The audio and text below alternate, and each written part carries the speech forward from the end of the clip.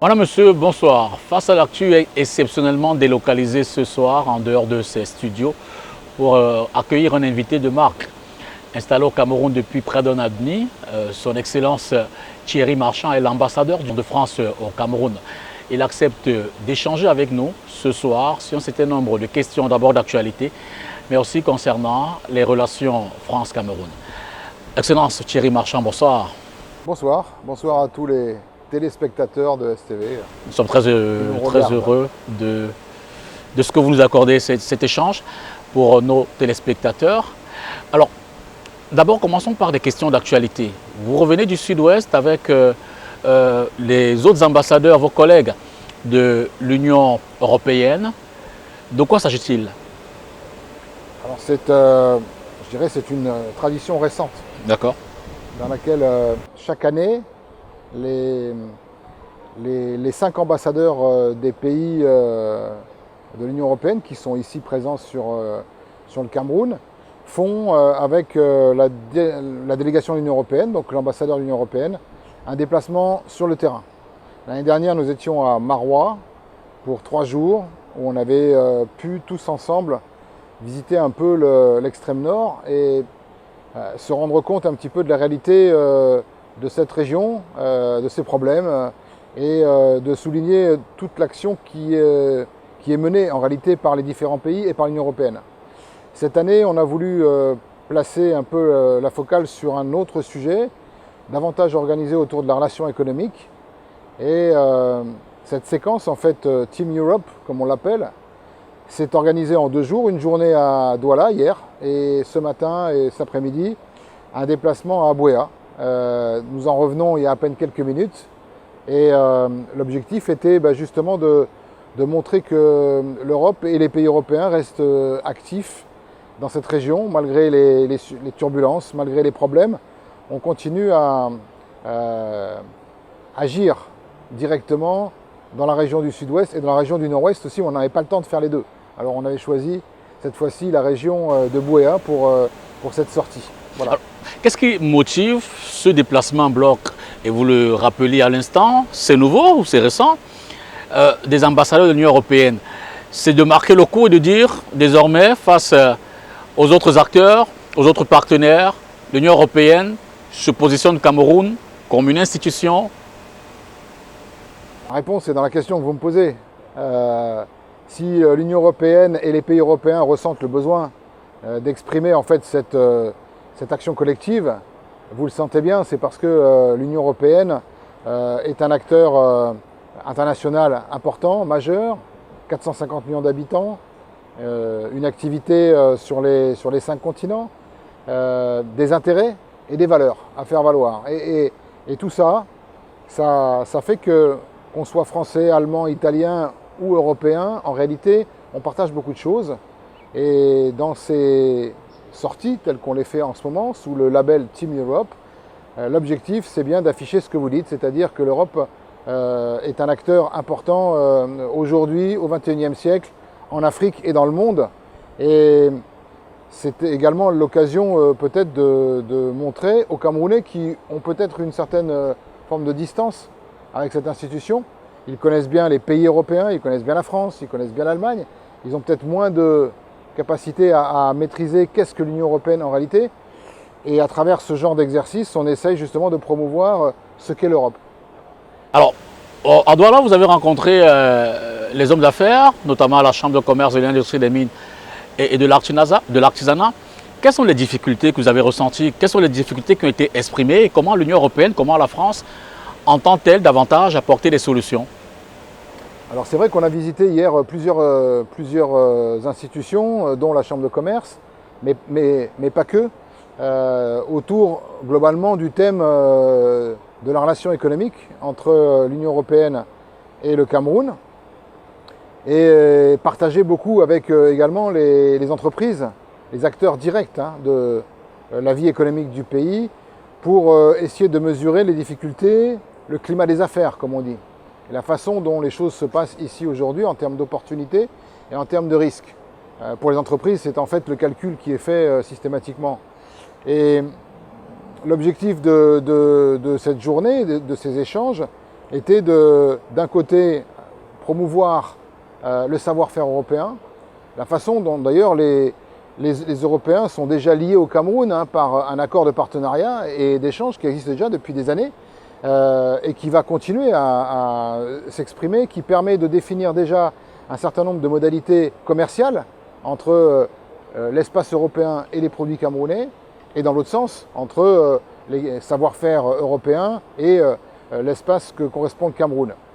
L'idée globale que nous avons tous dans cette entreprise, c'est de souligner pour nos entreprises européennes le potentiel que représente le Cameroun aujourd'hui et demain, et dans l'autre sens, de faire passer vers les institutions camerounaises la réalité en fait de ce qui correspond aujourd'hui à une volonté de l'Europe de s'investir davantage dans ce pays, en exprimant à travers ça peut-être un certain nombre de règles particulières, un certain nombre de conditions qui sont celles que nous avons en Europe et qui feront l'objet justement de cette volonté de venir ici au Cameroun pour partager ses savoir-faire et ses compétences avec vous.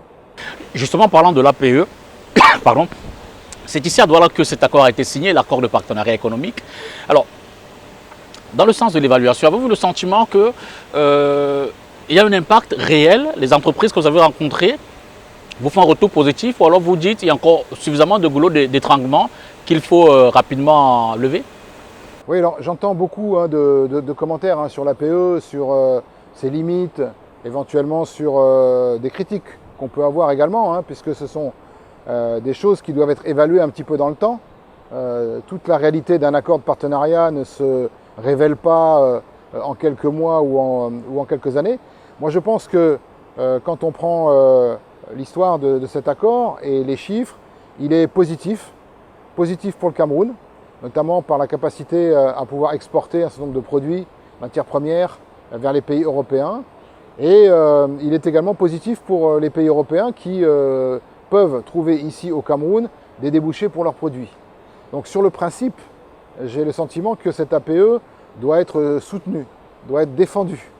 Bien évidemment, c'est un accord qui est encore un accord initial et qui devra changer, évoluer dans les prochaines années. Il y aura des négociations nécessaires, comme d'ailleurs nous les avons en Europe avec les autres continents ou avec les autres pays.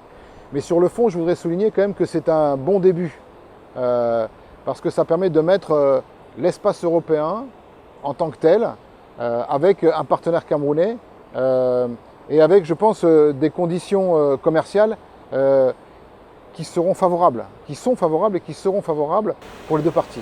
Quel est le gap à rattraper s'il y a des choses à rattraper? Qu'est-ce qu'il faut combler? Davantage, on a le sentiment que les produits concernés, qui partent de l'Afrique, ne sont pas toujours à niveau sur le plan de la qualité. Vous, qu'est-ce que vous en dites? Alors, c'est vrai que une des exigences en fait de cet accord, effectivement, c'est de rentrer dans un système européen qui est très normé, très normatif, très directif, avec énormément de contenu dans la façon dont sont définis les produits, la façon dont les produits ont été produits, la façon dont les produits ont été emballés, la façon dont les produits ont été transportés. Donc il y a en fait tout un ensemble normatif extrêmement contraignant mais qui correspond en réalité à cet appel de qualité qui doit permettre aux produits qui arrivent en Europe de pouvoir répondre à un certain nombre de normes. Voilà. Alors les produits camerounais, il y a des produits effectivement qui font déjà l'objet de cet accord et qui sont déjà de très bonne qualité. L'objectif peut-être c'est progressivement de rentrer dans une logique commerciale qui élargira progressivement le spectre qualitatif autour d'autres produits qui aujourd'hui ne sont pas peut-être considérés comme des produits de très haute qualité, mais qui peuvent le devenir. Tout le monde parle du cacao, tout le monde parle du poivre, tout le monde parle d'un certain nombre de choses comme ça, mais on n'est qu'au début de l'aventure. Et j'ai tendance à penser que dans quelques années, si on arrive à justement dialoguer correctement dans cet accord commercial, de plus en plus de produits camerounais pourront être positionnés dans les produits de grande qualité. Sur un autre plan, on l'a dit dès l'entame de l'émission, ça fait 1 an et demi que vous êtes au Cameroun. Vous étiez à l'époque au ministère des Affaires européennes. Des Affaires étrangères et européennes. Voilà. Alors, comment avez-vous accueilli votre nomination, d'autant plus que c'est votre premier poste en tant que diplomate plein. Oui, c'est-à-dire que j'avais quand même une petite expérience du champ diplomatique à travers ma carrière d'avant, ma carrière militaire, et je sortais de 3 années quand même comme directeur au sein des Affaires étrangères, au sein du ministère des Affaires étrangères, donc avec une assez bonne connaissance du système et de la façon dont le ministère est organisé. Effectivement, c'était une opportunité pour moi que d'avoir été désigné par le président Macron dans ce poste, dans un grand pays. Je rappelle que pour la France, le Cameroun, c'est le 19e poste en taille, en volume. Donc c'est pas un petit poste, c'est un poste extrêmement important. Et en plus, dans une période où il est clair que pour la France, il y a de gros enjeux qui se jouent ici au Cameroun. Donc moi, j'ai pris ça quand même comme une preuve de confiance. Et j'étais évidemment prêt à assumer cette responsabilité. Je n'ai pas hésité d'ailleurs à venir rapidement ici pour prendre le poste dès le début du mois d'octobre 2022. Et vous faites bien de le rappeler, vous êtes de profession ou de formation générale de corps d'armée. Vous le savez certainement, au Cameroun, on s'est demandé pourquoi un général, pourquoi un militaire de ce niveau à l'ambassade. C'est vrai. J'ai été accueilli par beaucoup de journaux, Absolument. plusieurs unes qui se sont posé la question. Moi, j'ai tendance à vous dire, au bout de 18 mois, qu'est-ce que vous en pensez? Y a-t-il je vous renvoie la question, peut-être vous êtes encore en observation avant action. 18 mois d'observation, ça ferait long. Non, pas du tout. Vous savez, d'abord, il y a beaucoup de militaires ou d'anciens militaires qui sont dans le réseau diplomatique français. Et d'ailleurs, ce n'est pas forcément une spécificité française. Dans beaucoup de pays au monde, des militaires en fin de carrière basculent dans le champ diplomatique et font des carrières diplomatiques. Je pense que c'est extrêmement courant en réalité. Alors évidemment, tout le monde a commencé à se poser des questions. Oui, les plus sceptiques, ils ont dit renverser le régime. Les plus optimistes, ils ont dit le garder en place, vous dites? Moi, je vous dis que je pense que la décision d'Emmanuel Macron, hein, parce que c'est une décision souveraine du président de la République, hein, il n'y a pas d'autres décideurs que lui, visait probablement à venir apporter autre chose à la façon dont on gérait peut-être la relation diplomatique entre la France et le Cameroun. Peut-être que les militaires, ce n'est pas à moi d'en juger, c'est plus à vous et aux observateurs extérieurs, apportent peut-être d'autres angles, une autre façon de parler, une autre façon de se comporter. En réalité, sur le fond, les choses restent les mêmes, mais vous avez probablement, et vous le sentez bien, peut-être un style qui est un peu différent lorsque vous vous adressez à quelqu'un qui a eu un passé militaire par rapport à quelqu'un qui n'en a pas eu. Alors, vous avez été reçu par le président Biya pour la première fois d'ailleurs en octobre 2023, un peu plus d'1 an après votre arrivée. Comment vous l'expliquez? Alors, d'abord, j'ai fait du benchmark. Et vous êtes fin observateur comme moi de la vie politique camerounaise. Et vous avez noté que le président de la République reçoit assez peu, en réalité, de diplomates. Nous avons l'occasion de le croiser ou de le voir à l'occasion des vœux, chaque début d'année. Nous avons également l'occasion de le voir au moment de la fête nationale. Mais pour l'ensemble de mes collègues diplomates, l'accès au président de la République est plutôt limité. Moi, j'ai eu la chance de pouvoir bénéficier d'un entretien de presque 1h30 avec lui au bout d'1 an de présence. Et je le prends comme un grand honneur et la preuve que le président Biya souhaite garder avec la France une relation particulière. D'accord. Cela dit, excepté les relations économiques qu'on a sommairement évoquées tout à l'heure, aujourd'hui, quelle appréciation faites-vous de la relation France-Cameroun? Alors moi, je la vois avec beaucoup d'optimisme en réalité. Là où beaucoup de gens ont tendance à la dépeindre comme une relation compliquée, une relation difficile ou une relation peut-être en voie de réduction, moi je la vois plutôt dans l'autre sens ou de l'autre bord, comme une relation qui est en train de se construire sur une nouvelle façon de gérer les choses entre la France et les pays africains, entre la France et le Cameroun. Je pense que par touches successives, par bribes, et on pourrait prendre tous les domaines les uns après les autres, nous sommes en train réellement, avec le Cameroun, de bâtir une relation de confiance qui sera solide au XXIe siècle. Peut-être d'abord parce que nous avons des histoires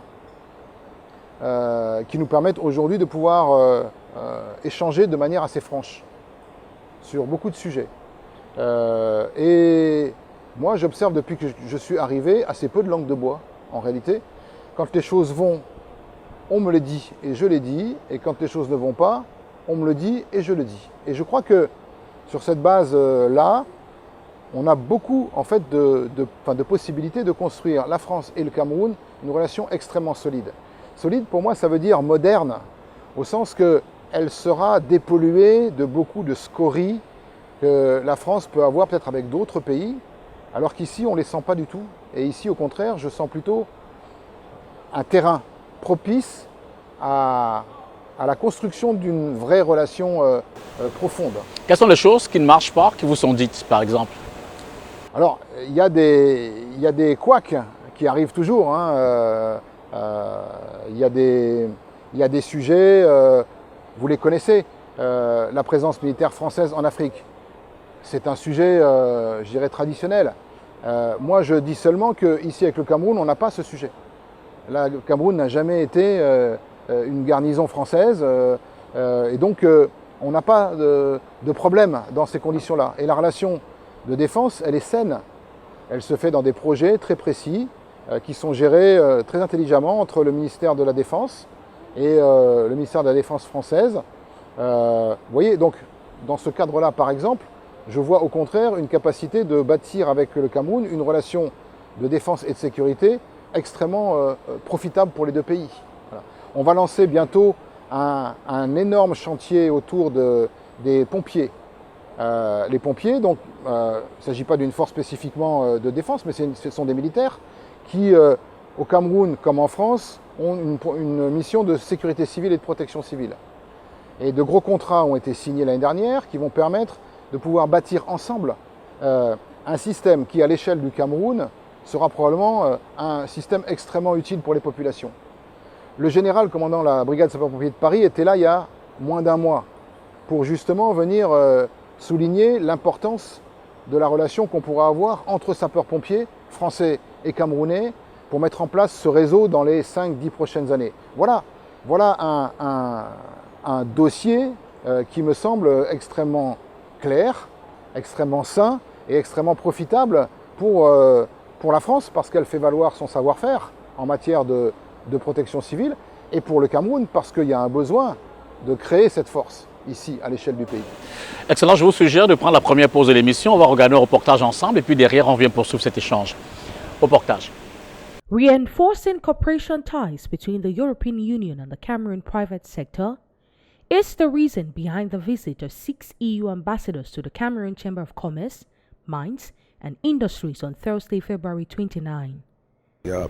6 ambassadors here, the Belgium led by the ambassador of the European Union.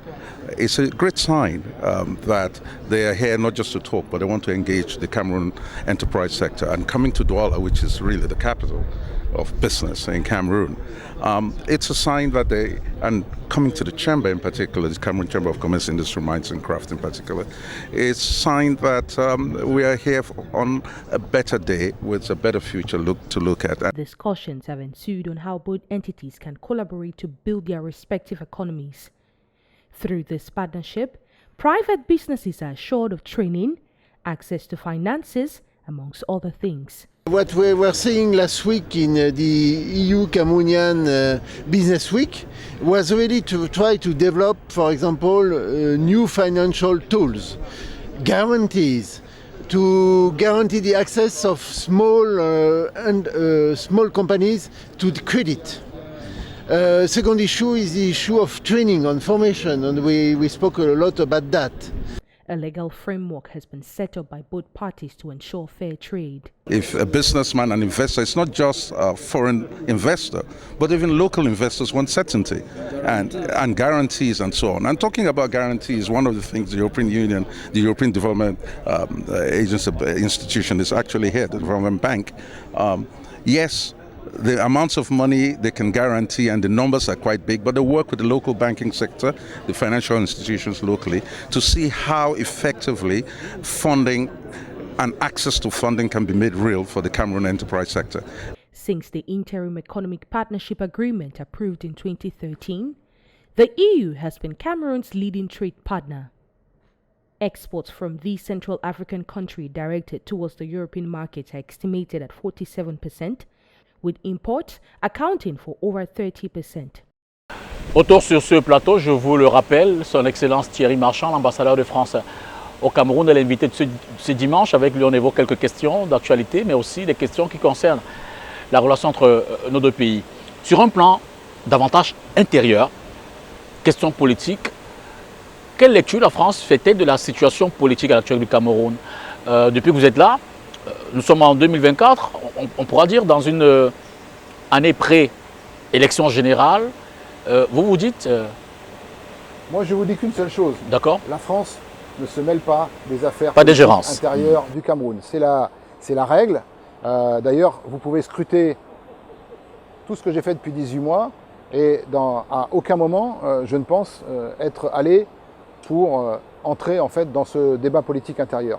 Bien évidemment, j'ai rencontré le président, c'est vous qui l'avez dit. Je rencontre régulièrement les personnages importants, le SGPR, le Premier ministre, le directeur du cabinet, bref, tous les gens avec qui j'ai besoin d'entretenir une relation personnelle parce qu'il y a au fil de l'eau des sujets importants que nous devons aborder. Je reçois également l'ensemble de la classe politique camerounaise. Je reçois des parlementaires, je reçois les sénateurs, les députés. Je reçois même un certain nombre de chefs de partis d'opposition qui font valoir leur existence dans le jeu politique interne camerounais. Mais à aucun moment, la France n'a l'intention ni l'idée de venir s'insérer dans ces histoires. Le calendrier politique, il est clair, il est connu. Nous sommes dans la perspective d'une élection très importante pour 2025 et je serai un des observateurs privilégiés de cette séquence. Avez-vous le sentiment que la longévité au pouvoir du président Biya, 42 ans déjà, est un facteur de risque pour ces élections-là?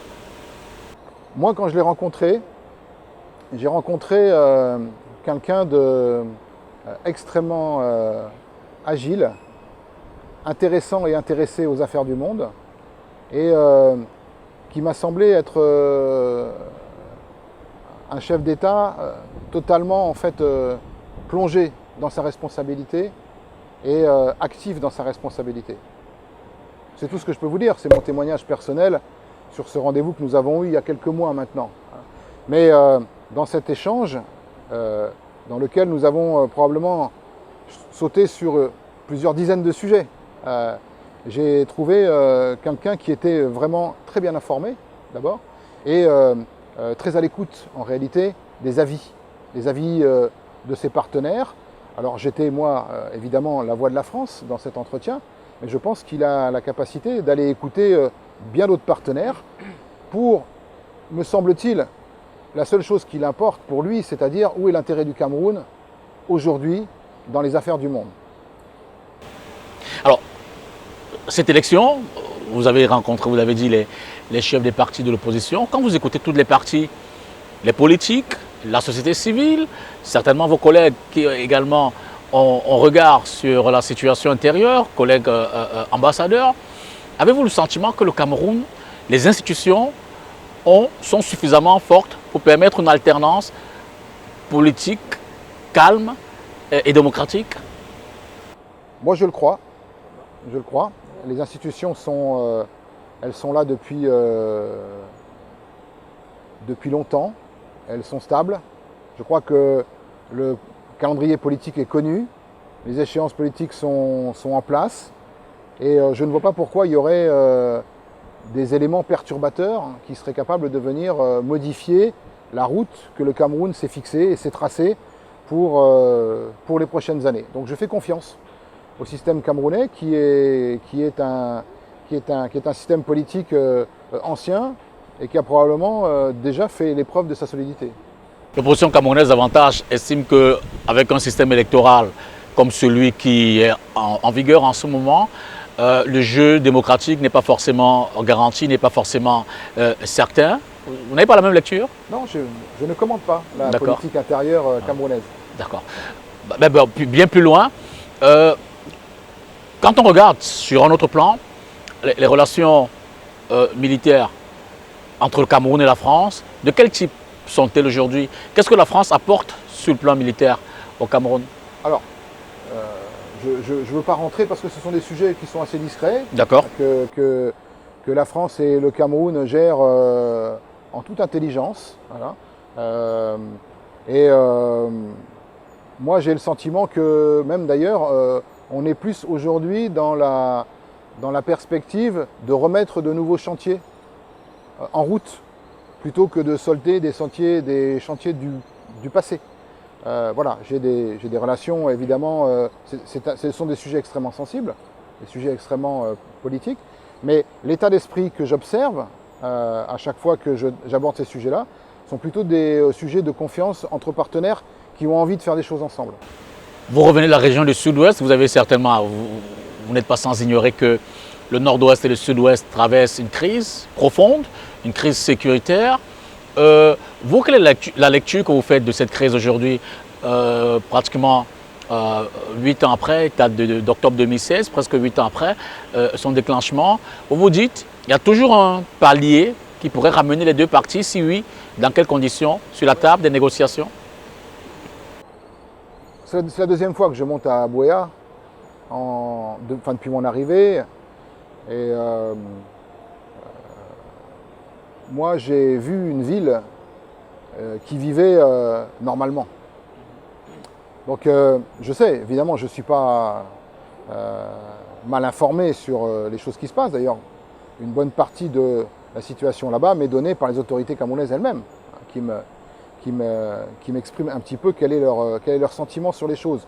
Je n'ai pas de capteur particulier autre que ce que les autorités camerounaises veulent bien m'en dire. Ce que je note, c'est que la situation, depuis mon arrivée, a quand même évolué. Il est certain que le dispositif sécuritaire qui a mis en place a quand même permis une forme de retour à une certaine normalité, au moins dans les grandes villes, comme celle de Buea où je suis allé. J'imagine que Bamenda, c'est la même chose. Et puis sur les axes ou sur certains axes principaux qui permettent de pouvoir se déplacer. Voilà. Il est clair qu'on n'a pas atteint encore un seuil suffisant pour que pour qu'une vie normale reprenne. Donc il y a une partie du chemin qui a été faite, elle est objective, même s'il y a encore, vous le savez bien, un certain nombre d'incidents qui se déploient dans ces provinces.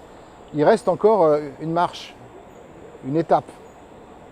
Cette étape-là, je pense qu'elle restera dans la main des autorités politiques camerounaises qui apprécieront le moment où un retour vers une forme de dialogue à l'intérieur du grand dialogue national, mais où une initiative éventuellement pourrait un peu relancer les choses pour franchir cette dernière marche et revenir à une totale normalité.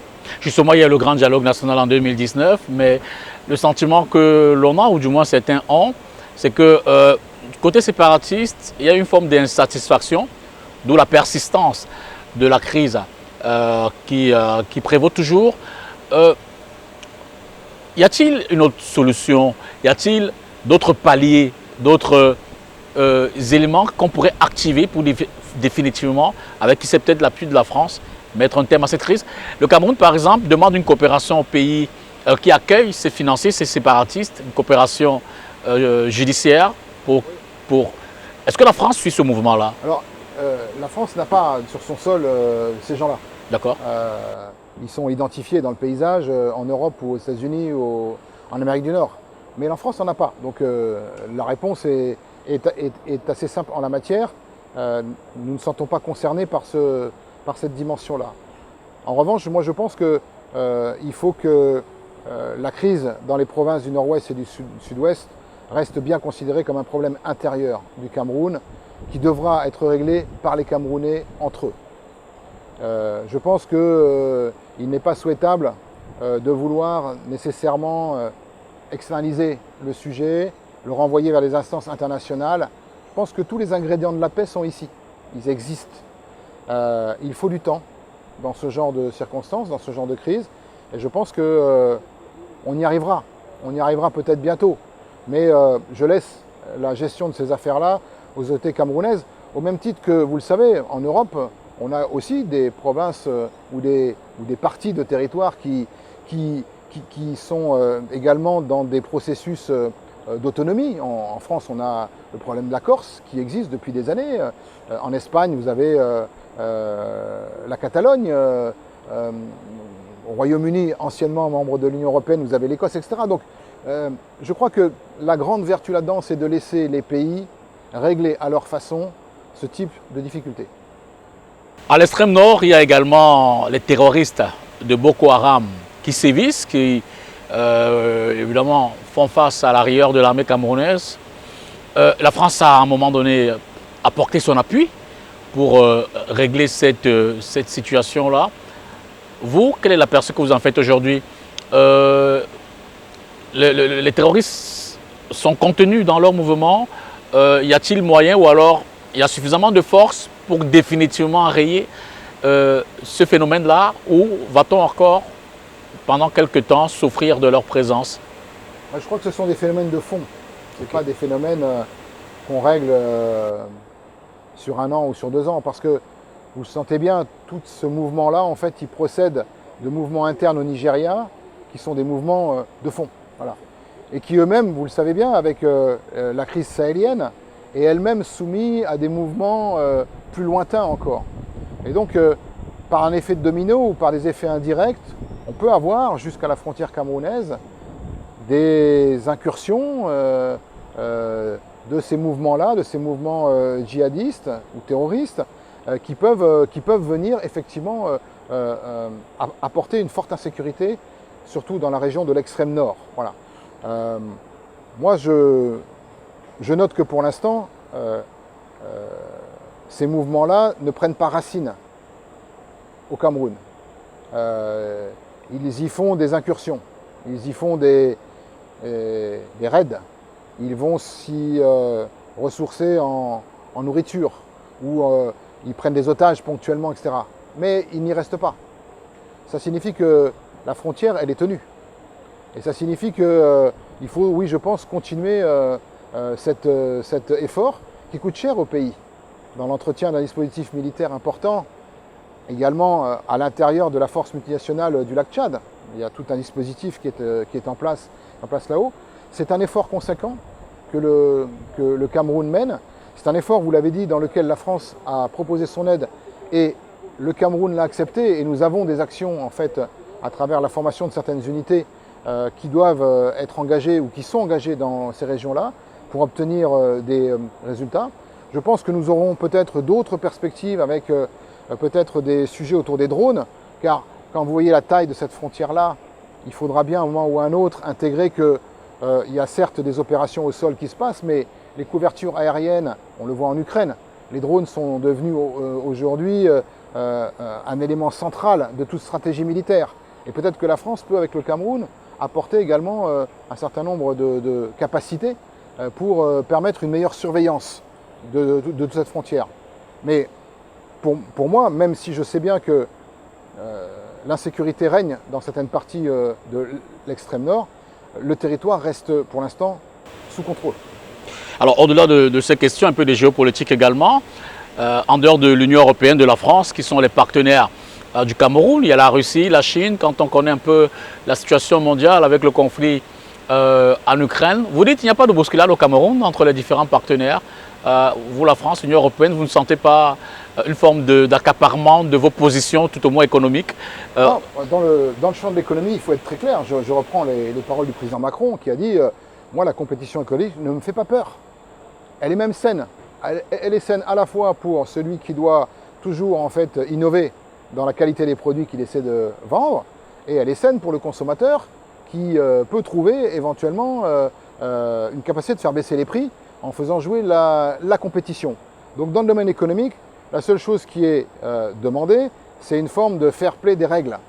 Que le marché, en fait, soit clairement balisé par des principes qui sont équivalents pour les différents compétiteurs. Et donc dans ce domaine-là, dans le domaine économique, la France, elle souhaite, même si elle a perdu des parts de marché depuis une dizaine ou une vingtaine d'années, elle souhaite continuer à être présente ici et à faire valoir la qualité de ses produits dans le cadre de cette compétition organisée. Et justement, le Cameroun a, de par sa tradition, une position de pays non alignés, si on reprend un peu les anciens thèmes selon les blocs. Est-ce que la situation du Cameroun par rapport à la Russie, où à un moment donné l'Union européenne et même les autres pays du Conseil de sécurité demandaient qu'on condamne la Russie dans sa position en Ukraine, le Cameroun n'a pas suivi forcément le mouvement, vous dites? Non, non, le Cameroun est un pays qui a déjà posé sa place dans la géopolitique d'aujourd'hui. La géopolitique d'aujourd'hui, ce n'est pas une géopolitique alignée. C'est une géopolitique dans laquelle, selon les thèmes, selon les sujets, certains pays peuvent ou ne peuvent pas suivre un partenaire ou un compétiteur.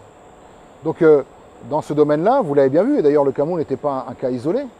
Beaucoup de pays africains ont tenu un petit peu le même raisonnement et nous ont clairement expliqué que dans ce domaine-là, ils préféraient en fait ne pas s'exposer par une condamnation directe. Très bien, chaque pays est souverain et chaque pays est libre de prendre les positions internationales qu'il souhaite prendre. Et la France en a pris acte. Alors pour sortir, en un mot, comme on dit, comment vous envisagez la suite des relations entre la France et le Cameroun? Vous l'avez dit dès l'entame, une relation traditionnelle, d'amitié, de fraternité, une relation sur plusieurs plans, économiques. Le Cameroun justement est dans une situation économique relativement compliquée, au regard évidemment des agrégats. Vous vous dites la suite, France-Cameroun, ce sera? Moi je regarde principalement l'année 2024. Et je me dis, l'année 2024 ne doit pas être une année gâchée. Voilà. On doit, en 2024, tout faire, et c'est un peu moi mon action, hein. Je ne me projette pas en fait dans des horizons extrêmement lointains, j'essaie de me projeter dans des horizons concrets d'aujourd'hui. Voilà. Et pour moi 2024 doit être une année d'accélération du renforcement de cette relation politique particulière entre la France et le Cameroun, qu'on baptise du nom de partenariat, mais en réalité, il faut voir derrière ce terme un certain nombre de principes un petit peu nouveaux qui me semblent extrêmement importants. Voilà. Des principes d'équité, des principes de réciprocité, des principes d'équivalence, des principes d'écoute, qui n'ont peut-être pas été suffisamment mis en œuvre dans les années précédentes. C'est surtout ces principes-là que j'essaye, moi, de me concentrer pour faire en sorte que, dès 2024, cette relation historique, amicale que nous avons entre les deux pays puisse prendre plus de densité. Je prends juste un exemple. Je suis allé à Buea cet après-midi pour ouvrir un bureau au bénéfice de Campus France pour que les jeunes étudiants camerounais de Buea puissent disposer sur place de toutes les informations nécessaires à la préparation de leur cursus de formation en France, dans le domaine universitaire ou dans le domaine de la recherche. Voilà. Ça, c'est important. Ça, c'est des choses concrètes qui feront que les jeunes de Buea n'auront plus à se déplacer systématiquement sur Douala ou sur Yaoundé, mais pourront, sur place, commencer à préparer, à maturer leur projet. Ça me semble aller dans la bonne direction. Plus de 4000 jeunes Camerounais aujourd'hui vont faire leurs études en France. Et je souhaite qu'on augmente encore ce chiffre. Autre exemple, on a ouvert il y a quelques mois à Garoua, dans le Nord, un centre qui permet aux Camerounais de toutes les régions du Septentrion de venir faire leur formalité de visa sur place. Même objectif, éviter que les Camerounais soient obligés de descendre jusqu'à la capitale pour pouvoir organiser un déplacement en France. Je peux multiplier ces exemples à l'infini, mais comprenez bien qu'ils veulent seulement traduire que le but de mon action, ce n'est pas de me projeter dans des supputations, dans des hypothèses, mais de travailler aujourd'hui la matière première concrète de cette relation entre la France et le Cameroun. Je suis arrivé il y a 1 an et demi, vous l'avez dit, les visas étaient dans un très mauvais état. Aujourd'hui, je constate que je n'ai pratiquement plus de remarques qui sont faites sur cette capacité pour n'importe quel Camerounais à mettre en chantier un projet de déplacement en France. Ça veut dire qu'on a progressé. Ça veut dire qu'on a renforcé le lien qu'on peut avoir de confiance entre nos deux pays. Et je souhaite que 2024 soit une année, non pas une année d'attente, mais une année d'accélération. D'accord. Alors, lors de sa visite au Cameroun, ce sera vraiment la dernière, le président Macron, du moins à l'occasion de la conférence de presse entre les deux chefs d'État, il a été demandé au président Biya si après les élections, ou alors s'il pensait poursuivre, se représenter, poursuivre son action à la tête de l'État, ou alors s'il passerait la main, il a dit qu'il verra s'il rentrait au village. Lorsque vous vous êtes entretenu, avez-vous le sentiment que le président Biya entend continuer ou entend-il rentrer au village? Moi, ce que je sais, c'est que le président Macron, qui était dans cet entretien, lui, il connaît sa date de fin. C'est 2027. D'accord. Il terminera son deuxième mandat et il passera la main à quelqu'un d'autre. D'accord. C'est une certitude politique. Sur le Cameroun, je préfère vous laisser le mot de la fin parce que je n'en ai absolument aucune idée. Certainement que les électeurs camerounais en décideront. Exactement. Merci infiniment, Excellence, de ce moment que vous avez partagé avec nos téléspectateurs et de votre patience et de votre sincérité, votre franchise pour les questions que nous vous avons posées. J'espère avoir été à la hauteur des auditeurs et des téléspectateurs de STV. Ils apprécieront. Merci. Merci infiniment à vous, mesdames et messieurs, d'avoir suivi cette autre édition de Face à l'actu. Nous étions avec un invité spécial, on l'a dit ce soir, dans un environnement spécial. Ce n'est pas le même décor. Son Excellence Thierry Marchand est l'ambassadeur de France au Cameroun. Il a vraiment accepté de répondre à ces quelques questions. Bonsoir, demain c'est lundi. D'avance, je vous souhaite un excellent début de semaine et à dimanche prochain.